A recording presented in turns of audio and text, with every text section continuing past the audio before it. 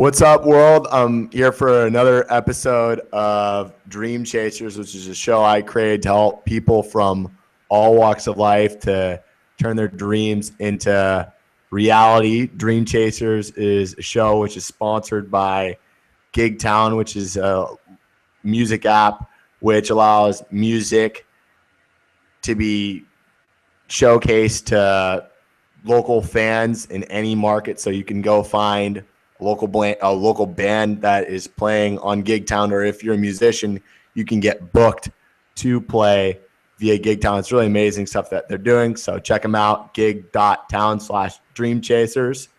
Today, I'm really excited to have Tiani Joe Zhu on the show. Gonna take me a second to read off everything that he's doing because he's just so freaking awesome. So here we go. Joe is involved with the Smart Health Ventures. He's a angel investor with the West Suburban Angels, and he's also the chairman currently of Jiangsu Fuel Technologies, board member. The list goes on and on. So just, Joe, honored to have you on the show today. Thanks for having me. It's a pleasure. You bet. So people haven't figured out by now, you're definitely an entrepreneur. And I think it's always great for the folks to hear how you got into being an entrepreneur in the first place. Yeah, so, my story was, basically from a young age, I was always doing deals, trying to make money here or there. I was kind of blessed in having parents that were extremely supportive and really just pushing me out there and letting me sell, letting me do transactions. I had great advisors and mentors from a young age that also assisted me in that aspect. Are you having trouble with the sound, or are you good? We're good. Okay, great. So those were primarily, what my starting point was. I talk about this story all the time. My first business transaction, or really what I first got out there from a selling standpoint. I was about 7 years old. My dad gave me a handful of basically suit pins for the '96 Olympics and said, "Hey, go out there and sell these." And you're 6, 7, 8 years old, basically going door to door, knocking on random strangers and saying, "Hey, listen, would you buy one of these?" And it really started early on where, I figured out that essentially the deal was that for my father was, hey, you sell these for $12, I give you $2 commission basically for selling it.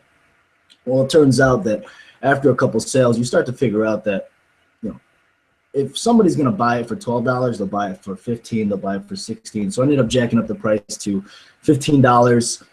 It was a fun little experiment that I ended up having, selling them all. And that was really my first taste into, I guess, business or transactions to that matter. And then that really snowballed from there. I had great advisors from a young age. My uncle is probably my closest advisor, but I've had great introductions to other business folks that have helped mentor me from a young age. Moving forward, started a company in college, official company in college, and then really been on the entrepreneur track for the last 11 years. Nice. So talk about what it was like starting your first business while you were in college.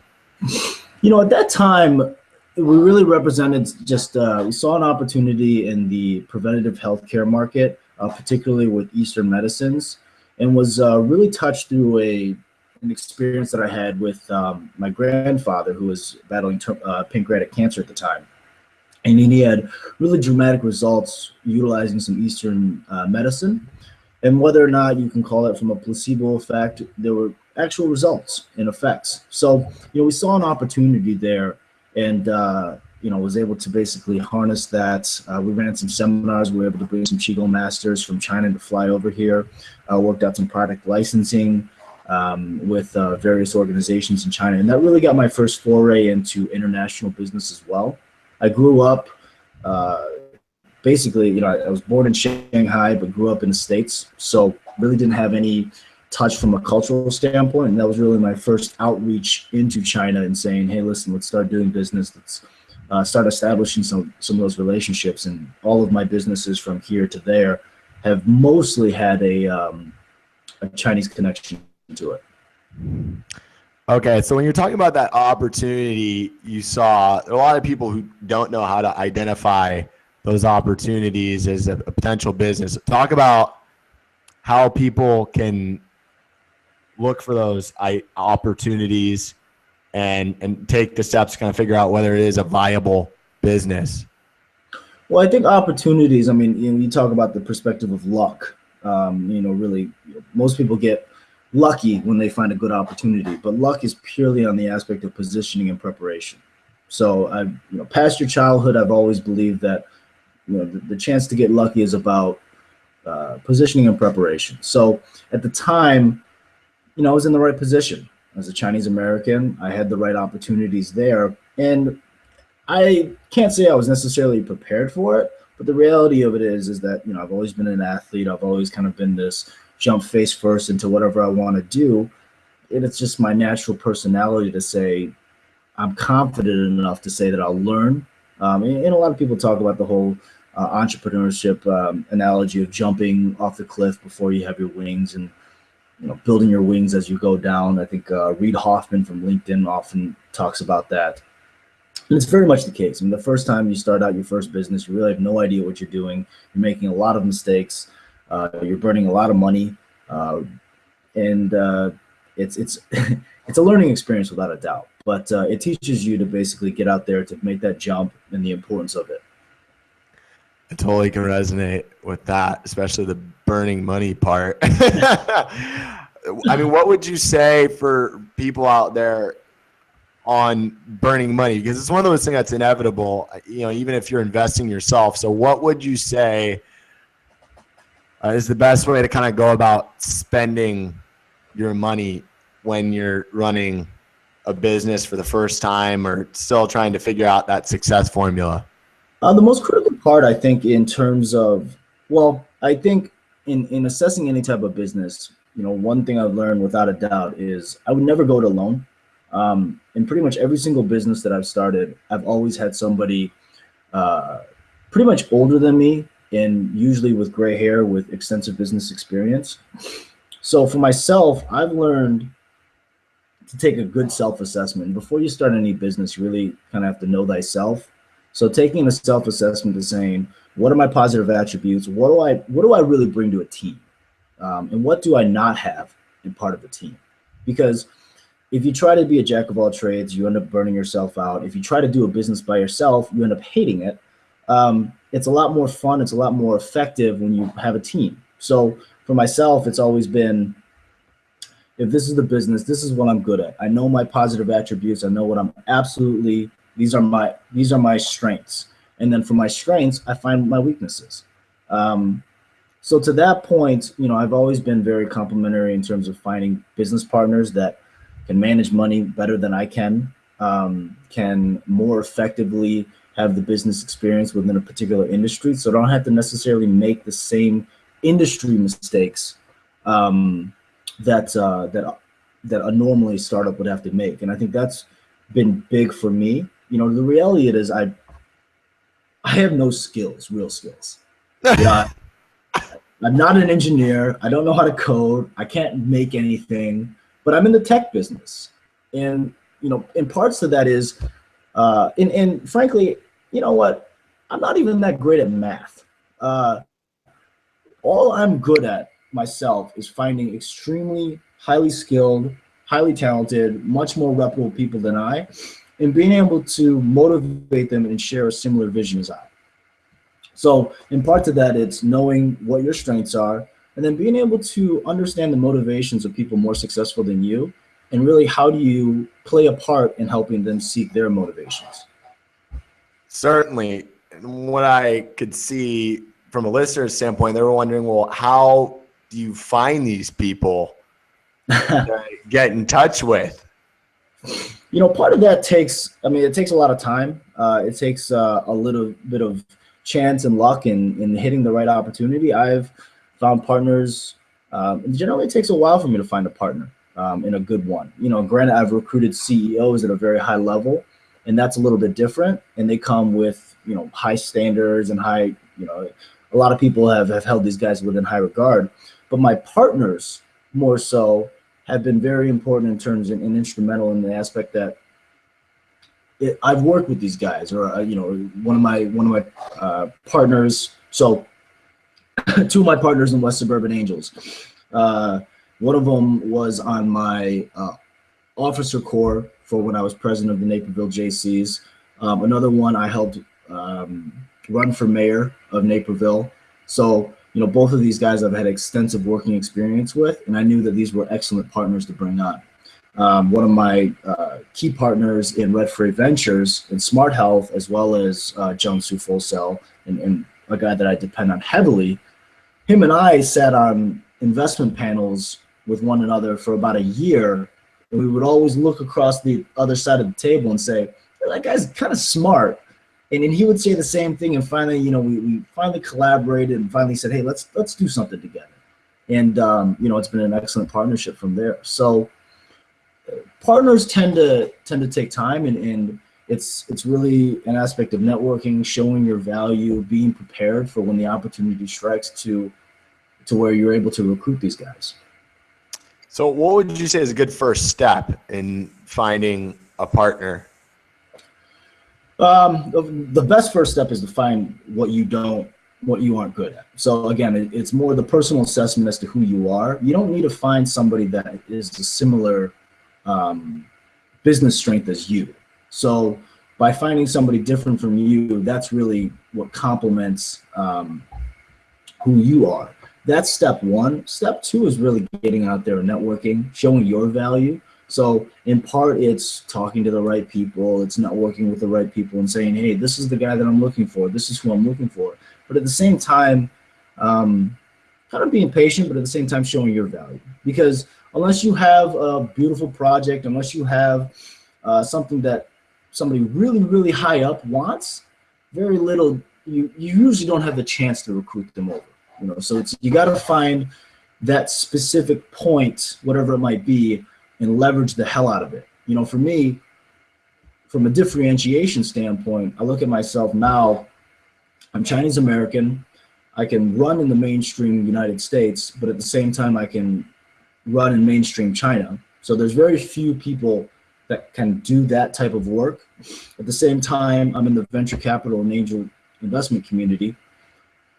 So there's even a smaller group, and then I'm willing to travel back and forth every single month. So that's, you know, in the reality of it, there's maybe 5-10 people like me in the entire world. So that's what my point I can leverage to find the necessary partners, to find the necessary people that I have. And I've used that. And that's, it's kind of crafting my own differentiation point, similar to the way a business would craft theirs. Yeah, that makes sense. Well, as far as any aspect of achieving your dream, I think you really got to find those right people to surround yourself with, and especially for solopreneurs.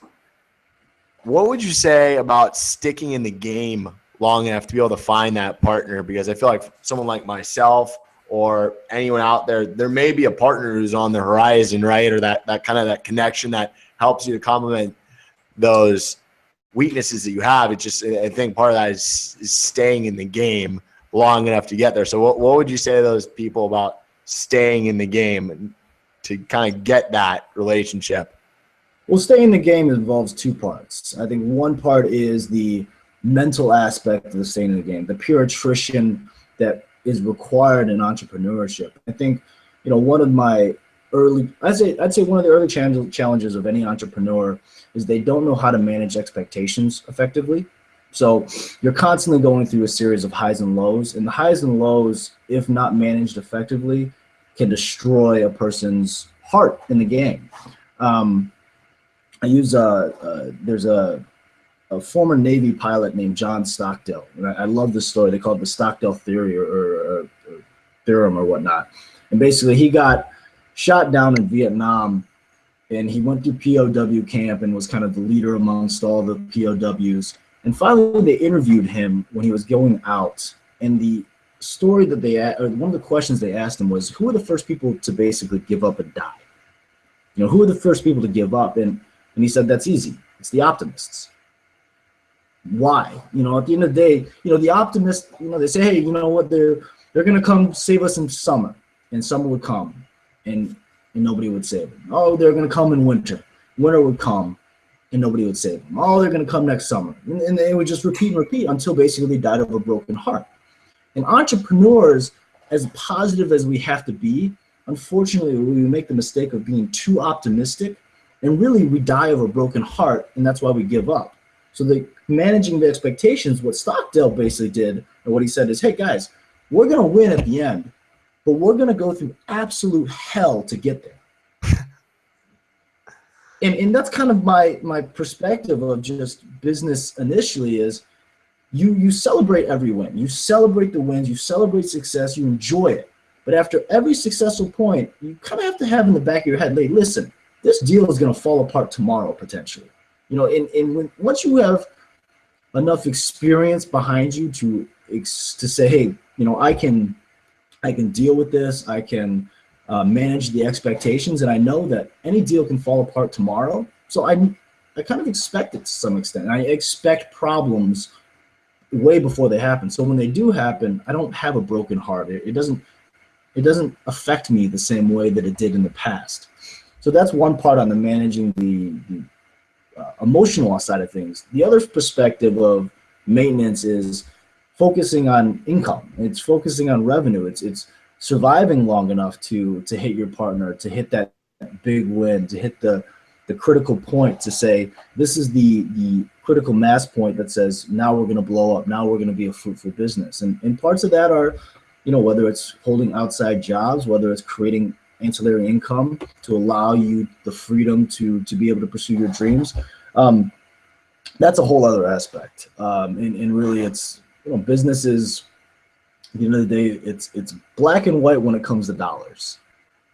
Everything else is gray, but if you don't have the dollars to keep the lights on, if you're not focused on creating the revenue necessary, the dream gets real old real quick as well. Yeah, well, talk about focusing on those specific revenue generating activities versus all the other bullshit you could be doing in your business. I mean, the aspect of sales cures all. So, and I think that's the biggest aspect with entrepreneurs initially is that, the common adage of, oh, well, I got to work on my logo and I got to work on my business card and I got to work on my website and all the various things that really don't matter, as opposed to getting on the phone and calling a potential customer, getting on the phone and talking to a potential client. Those are always the critical points, but entrepreneurs have a tendency, because it is fearful, you already are jumping out there and now you're basically getting ready to face a ton of rejection about the people that can basically make your dream happen. So it's difficult, but you need to do it. Otherwise, you need to recruit somebody that can do it with you. A partner that is good at sales, a partner that can understand and articulate a message more effectively if you're not the guy to do it. If you love sales, go for it. If you don't, find somebody that does. And generally, that's kind of the partnership aspect is somebody tends to love sales a lot more than the other guy. There's always a strategist or an accountant or the financial guy behind, the attention to detail, and there's the gunslinger. Yeah. Well, it's so interesting that you mentioned that, because I where I'm at right now is kind of in this period of doing a lot of marketing and fixing things up. And then I realized I had to really focus on growing my sales. So I had to start calling on friends and family. And even as someone who's in sales right now, I call CEOs, executives. What's funny is there's a lot of fear around that for me. I just call, and these are people who I'm really close to.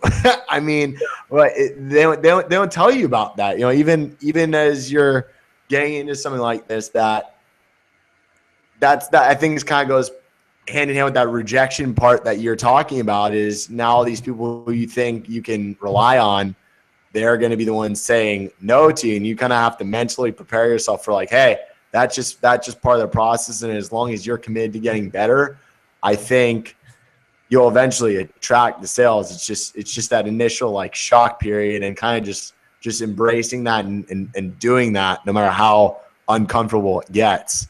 Yeah. I mean, for you, I mean, how did you truck through that?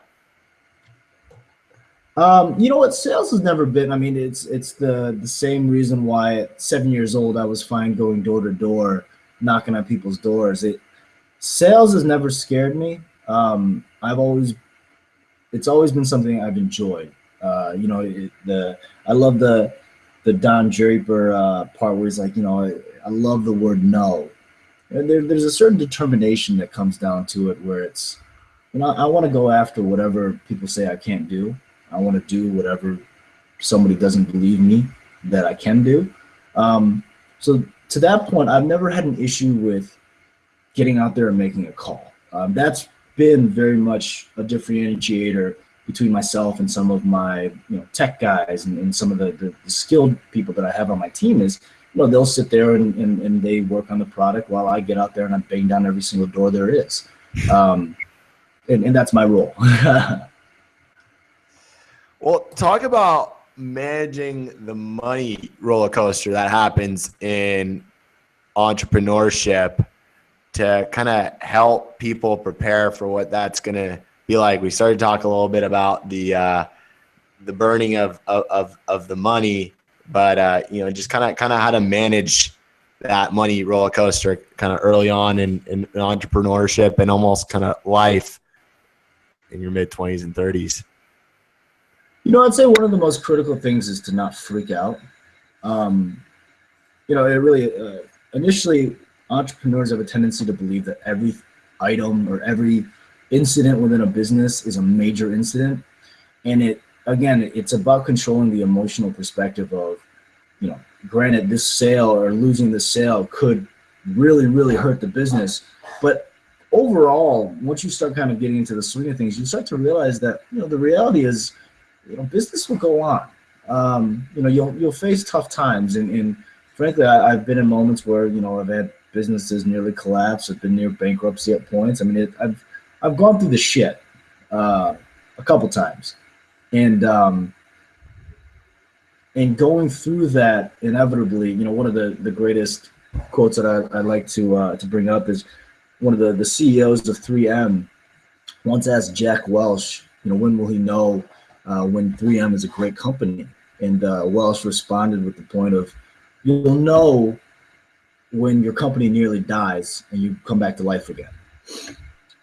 And you learn through the struggle. You learn through all the periods of times and all the mistakes that you make.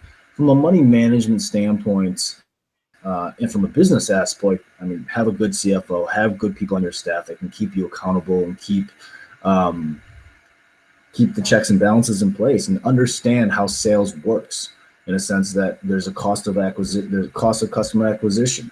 There's a time value of money. There's, all the various pieces that are valuable to business in terms of, hey, if I sell something, I got to have the supplies to make it, or I have to understand that sometimes I have to chase customers down to pay me, and that's annoying as well. There will be customers that are 6 months late on their bills, 1 year late on their bills, and how you can build the financial reserves in order to maintain that. Or in other cases, how do I raise the money to basically hide that to some extent?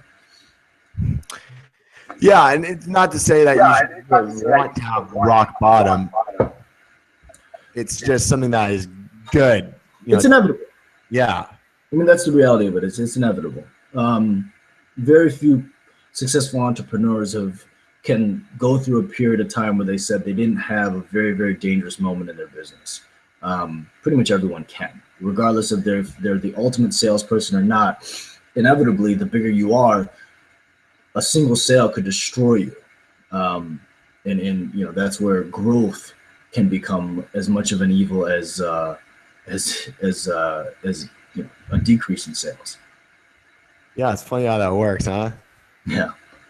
Because you think you're safe, right? And then all of a sudden you run into another challenge, or all of a sudden that safety is kind of gone.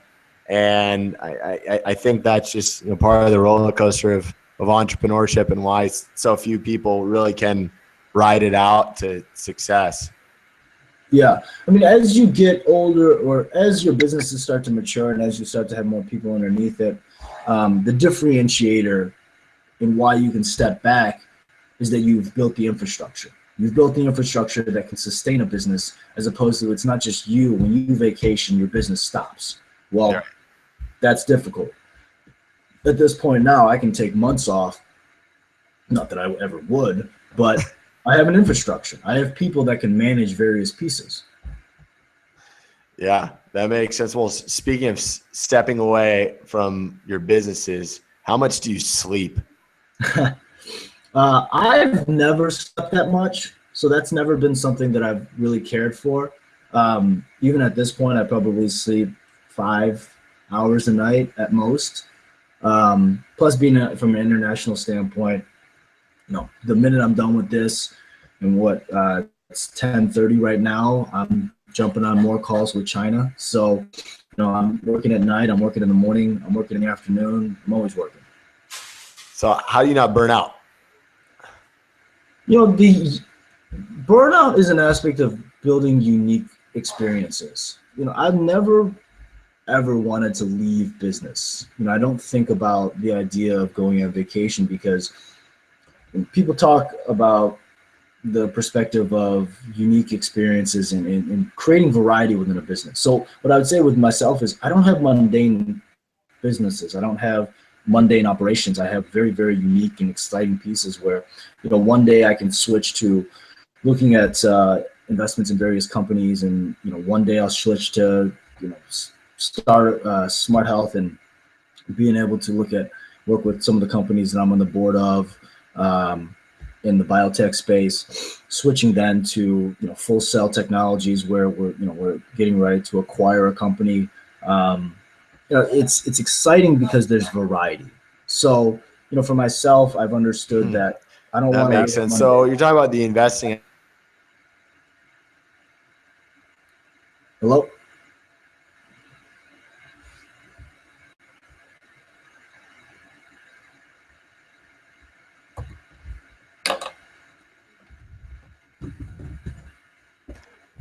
Are there specific characteristics you look for when you're investing in a business? Yeah. So sorry about that. That froze up for a second there. All good. I think, ultimately differentiation is critical. So differentiation, what are your barriers to entry at the end of the day? So, what's the barrier to entry for another company to basically copy what you're doing? We're in a highly competitive world nowadays, so I want businesses that have high barriers to entry. And I'm extremely interested in those type of companies. Obviously, investing in the team. They've done a number of studies in terms of the aspects of what's the most critical piece of success, and one of those is timing. So to also understand the macro and microeconomic changes within an industry, as well as within a particular time period, to say this is the right time to invest, as opposed to, and certainly you have the right resources to accelerate the speed of an investment. Huh. So how do you know that right time? The reality is you never truly know, but from investing is a bit of an art and a science. So there's a scientific aspect to where, you can assess markets, you can assess market size, you can look at intellectual property, team credentials, all those various pieces. And then there's the artistic side of investing, which is basically intuition. And that comes with, one, losing a lot of money. That comes with looking at nearly 1,000 deals a year. That comes with meeting so many entrepreneurs and understanding. I talk with industry experts, both on the highest side, the lowest side, scientific experts. So there's a lot of various aspects of that really build your intuition into investing. That makes sense. Well, with all the various things that you're involved with, where do you want to be in the next 5 to 10 years with your endeavors? It's interesting that you asked me that. For myself, what I'm doing right now is what I want to do forever. All I would want to do in the next 5 to 10 years is basically continue to raise the level of what I'm doing. So, I think when I was in my early 20s, I thought, I thought raising 100,000 was a lot of money. When I was in my, several years ago, I thought $1 million was a lot of money. Now, $10 million is nothing to me. Um, Maybe in 5 to 10 years, I want to be in the 100 million, 200, $500 million range, where just the numbers get bigger, the deals get more interesting, things become more complex. I always want to constantly challenging myself and making more and more leaps to a higher standard. And I think that's where I never want to feel like it's become mundane, and I never want it to feel like it's become easy. So is there a way that you identify when it's mundane for you? Uh, you know what? I think opportunities. Part of it is as you become, ultimately who you are is what you attract to some extent.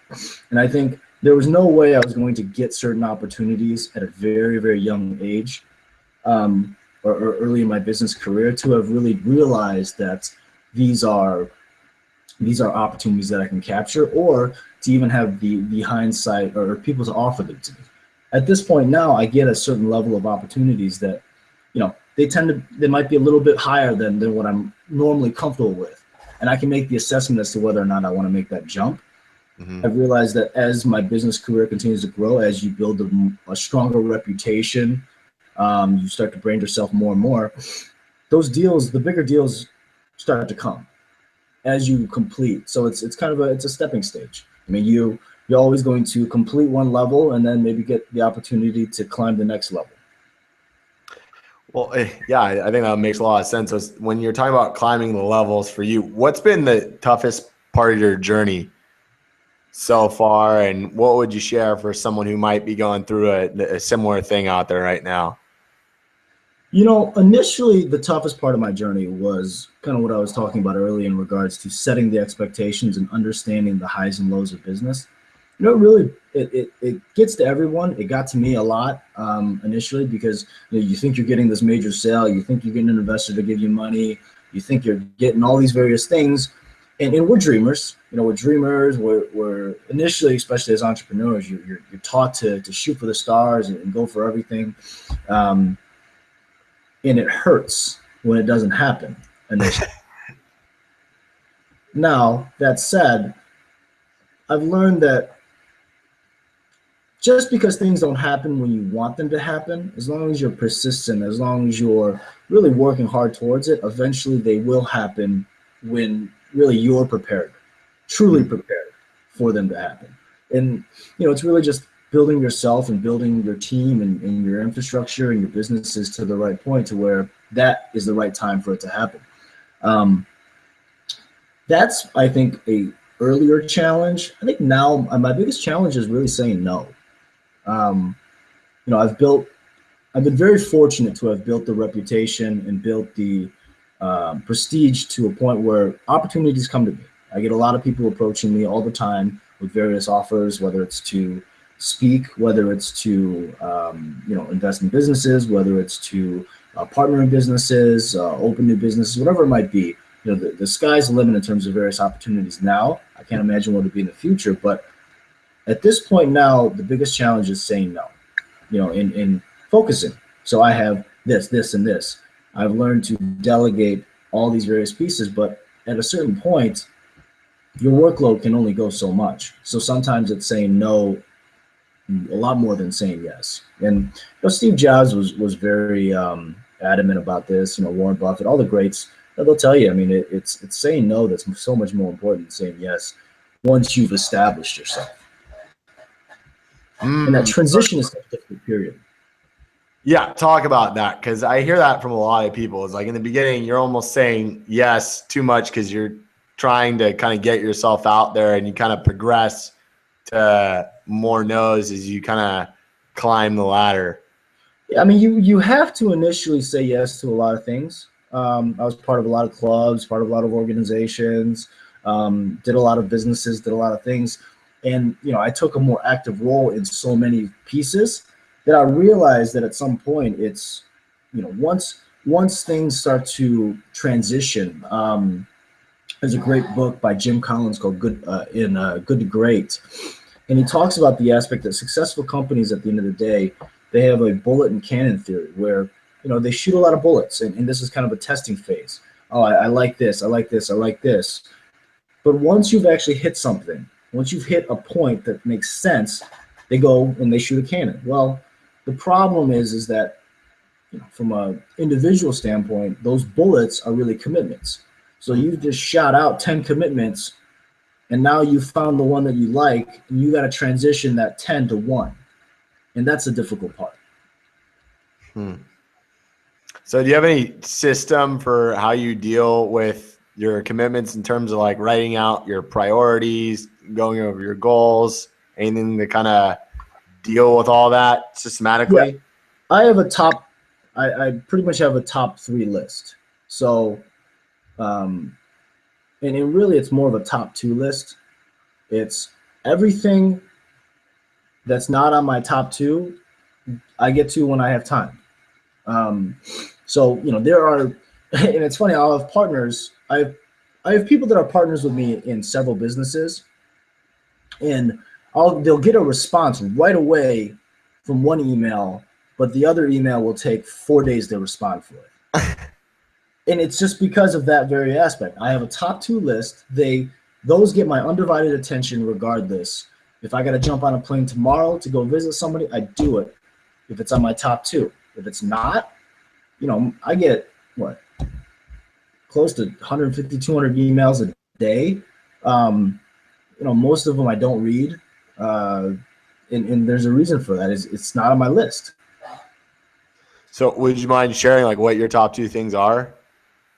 Yeah. So what I primarily focus on at this point is Jiangsu Full Cell Technologies. So that's my number 1. And then my number 2 is West Suburban Angels. And just kind of growing those businesses. Yeah, number 2 with West Suburban Angels, I'm looking for additional investment opportunities. It feeds into my value proposition of finding deal flow for international investors in China as well, and assisting in that. And it's critical for my value proposition and ultimately my business model. So I have to focus on that particular piece. Now, that said, it's not always my number 2. My number 2 will switch from time to time. My number 1 is pretty much definite for the most part. Yeah, that's a good point. Kind of having your number 1 and 2 and not straying from it, because it's so easy to just get caught in that stream of things that you could be doing. Yeah. And they're not really that important. Yeah. To kind of wrap things up, what advice would you share with your younger self that you know now that you wish you knew then?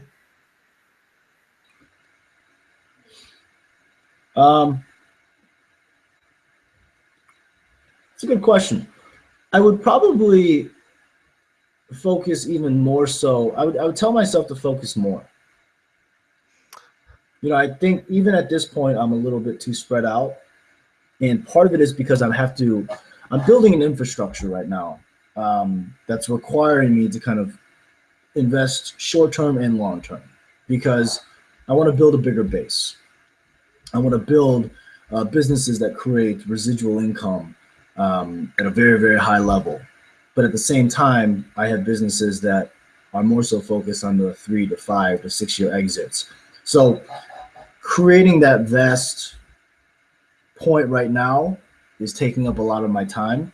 Mm-hmm. I would probably have built a bigger base initially so that I can really focus more on the long term at this point. Having to backtrack a little bit has not been something I've particularly enjoyed having to do. But that's kind of what I would say is I would have focused more initially on even more so the survival pieces. And for me, it's not necessarily survival, it's creating massive businesses that can create me massive amounts of income every year that I can deploy into various investments. So it's kind of more focusing on the infrastructure of the business. Yeah. Okay. That makes sense. All right. Well, Joe, it's been awesome having you on the show. Where can the people find you these days? You know what? Even my partners have difficulty with that at this point. I'm back and forth from here in China on a regular basis. So, and I'm always traveling when I'm in the States. I'm traveling when I'm in China. So, you never know. Worldwide Joe, huh? Yeah, yeah. All right, great, brother. Well, everyone out there, go check him out. He's all at Worldwide Joe, all over the place. Really, thanks again, brother, for coming on the show. It was a pleasure. So many great insights. You're gonna want to rewind and listen to this about 1,000 times. Well, it's a pleasure to be on the show, and thanks for having me. You got it, man. Take it easy. Take care.